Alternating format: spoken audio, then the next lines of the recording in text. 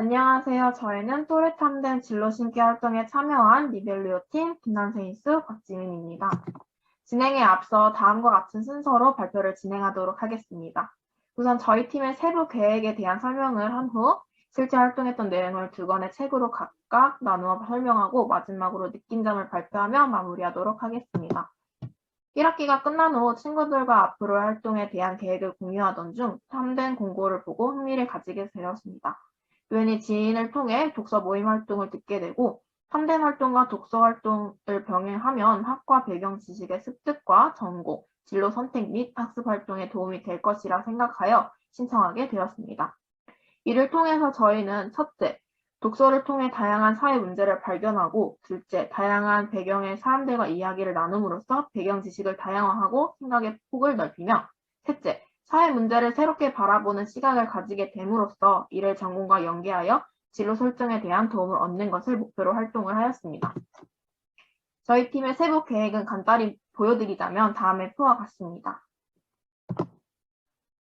세부 활동 내용을 설명하기에 앞서 저희가 참여하였던 독서 모임에 대한 부가적인 설명을 드리겠습니다. 저희가 참여한 독서 모임의 정확한 명칭은 시사인에서 진행하는 읽는 당신 북클럽입니다. 동네 책방과 연계하여 각 지역별로 정기적인 온-오프라인 독서 모임을 가집니다. 한 달간의 독서 후 작가와의 북토크를 온라인으로 가지며 작가 이야기를 듣고 직접 질의응답을 하는 등의 시간을 가집니다. 이러한 활동만으로 끝나는 것이 아쉬웠기 때문에 탄뎀 활동으로 우리에게 더 길게 남을 결과물을 만들고자 했습니다.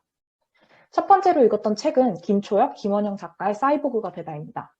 장애인으로서 삶을 겪으며 얻은 인공지능, 로봇, 사물인터넷, 자율주행, 가상현실 등과 같은 첨단 기술과 신체의 결합에 대한 이야기가 담겨 있습니다. 준뿐만이 아니라 진십시아학교를 통해 알게 된 메타버스, 카카오톡 단체방 등을 통하여 적게는 일주일에 한 번, 많게는 일주일에 3번까지도 만나며 책에 대한 이야기를 나누었습니다. 첫째, 책의 중요 키워드가 장애였기 때문에 우리의 공통분모인 부산외국어대학교 내의 관련 시스템과 환경에 대해 찾아보고 실제 우리 학교가 제공하고 있는 내용과 추가적으로 보완이 필요하다 느껴지는 점들을 찾아보았습니다. 둘째, 다큐멘터리 영화 크립캠프를 감상하였습니다. 이 영화를 통해 우리가 얻은 가장 큰 인식 변화는 장애인을 위한 사회적 지원도 필요하지만 장애인 주변인, 예를 들어 가족이나 친구 등 생활 반경을 공유하는 사람들을 위한 지원도 더 필요하다는 것이었습니다. 이와 연계하여 탄뎀 활동이 끝난 현재에도 이와 관련한 사회적 지원과 법률을 어떻게 늘려야 하는가에 대한 소논문을 작성하고 있습니다. 이후 뉴 암스테르담이라는 미국 의학 드라마를 시청하며 책 속에 등장한 인공호흡에 대한 내용을 구체화할 수 있었습니다. 비장애인은 장애인을 이해할 수 없고 장애인은 비장애인을 완전히 이해할 수 없는 만큼 상호 간의 소통이 가장 중요함을 다시 한번 느꼈습니다. 셋째, 책 속에 나와 있는 광고를 시청하고 우리가 가졌던 편견의 벽을 다시 한번 허물 수 있었습니다. 농인에게 목소리를 선물하는 프로젝트에 대한 광고였는데 이전에도 크게 회자가 되어 좋은 광고로 인식하고 있었던 영상이었지만 농인을 위한 광고에서 가장 중요한 부분에 사실상 농인을 위한 배려가 전혀 없었다는 것과 아직 갈 길이 멀다는 것을 다시 한번 느꼈습니다. 마지막으로 작가님들의 라디오 출연 영상을 시청하여 의도를 다시 한번 확인하였습니다.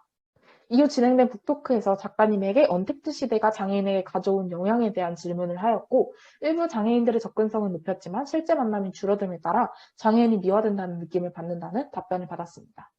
특히 학과 공부를 하며 소수자에 대한 이야기를 많이 하는데 아동, 노인, 여성, 제3의 성에 대한 이야기는 많이 하지만 실질적으로 장애에 대한 이야기는 많이 하지 않았기 때문에 소외하는 사람들을 줄이기 위해 지금의 학과를 선택했고 우리가 미처 생각하지 못한 소외된 장애라는 분야에 대해 주목할 수 있어 뜻깊은 활동이었습니다.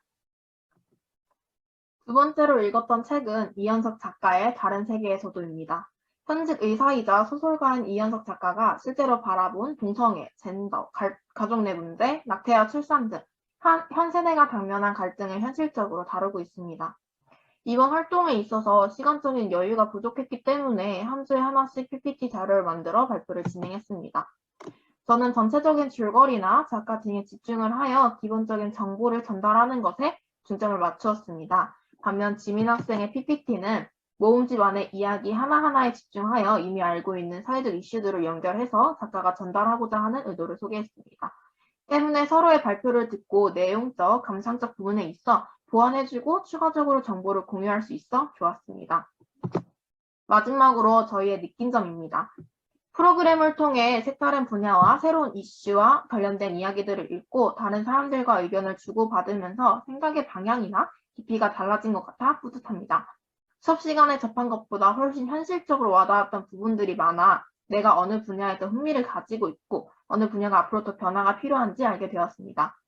그리고 다른 분야, 직업, 취미, 마인드를 가진 사람들이 만나서 이야기를 나누는 과정에서 궁금증을 빠르게 해결하고 나아가 더 다양한 정보를 접할 수 있었다는 점에서 차후 진로에 도움이 될 것 같습니다.